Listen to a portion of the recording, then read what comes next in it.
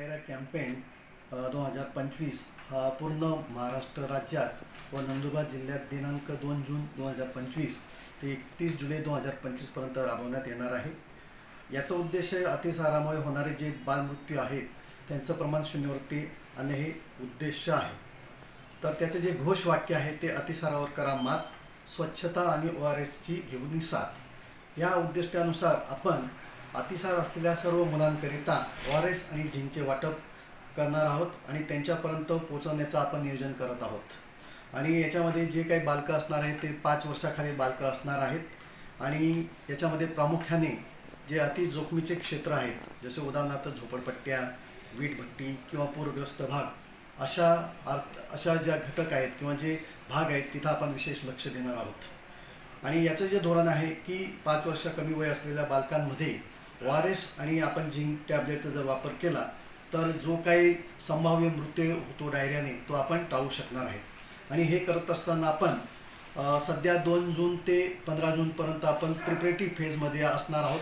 त्याच्यामध्ये आपण पूर्ण पूर्वतयारी करत आहोत आणि याच्यामध्ये आपण सर्व वैद्यकीय अधिकारी, त्याच्यानंतर खाली केंद्र स्तरावरती सर्व आशा, अंगणवाडी यांना आपण प्रशिक्षण देणार आहोत आणि जिल्हास्तरीय स्तरावरती पण आपण वैद्यकीय अधिकाऱ्यांचं प्रशिक्षण घेतलेलं आहे. आणि त्याच्यानंतर आपण ORSचं आणि झिंक साठ्याचं आपण त्यांच्याकडे आपण वाटप करणार आहोत. आपल्याकडे नंदुरबार जिल्ह्यात पुरेशा प्रमाणामध्ये ORS आणि झिंक टॅबलेटचा मुबलक प्रमाण आहे. त्यामुळे आपण जी काही मोहीम आहे ती आपण व्यवस्थित राबवणार आहोत आणि प्रत्यक्षात जी काही अंमलबजावणी असणार आहे या मोहिमेची ही दिनांक 16 जून ते 31 जुलैपर्यंत या दरम्यान होणार आहे.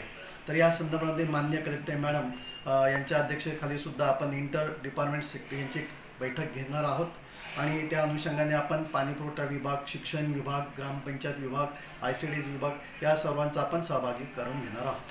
स्थापन करणार असणार आहोत.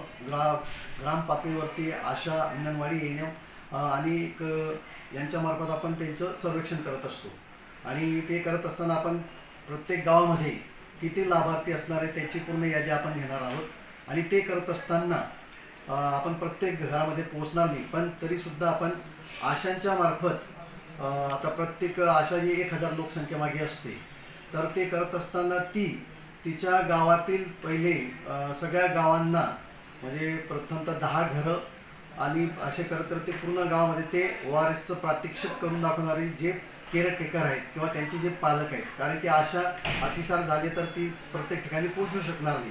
मग अशा वेळेस आपण त्यांचे जे काही पालक आहेत किंवा केअरटेकर आहेत त्यांना आपण प्रशिक्षण देणार आहोत आणि ते करत असताना ते जे काही धोक्याचे चिन्ह आहे ते ओळखून आशा त्यांना प्रथम मात्रा देऊन ते संदर्भ सेवा देणार आहेत. आणि हे करत असताना आपण आरोग्य स्तरावर सुद्धा आपण ORT कॉर्नर आपण स्थापन करणार आहोत.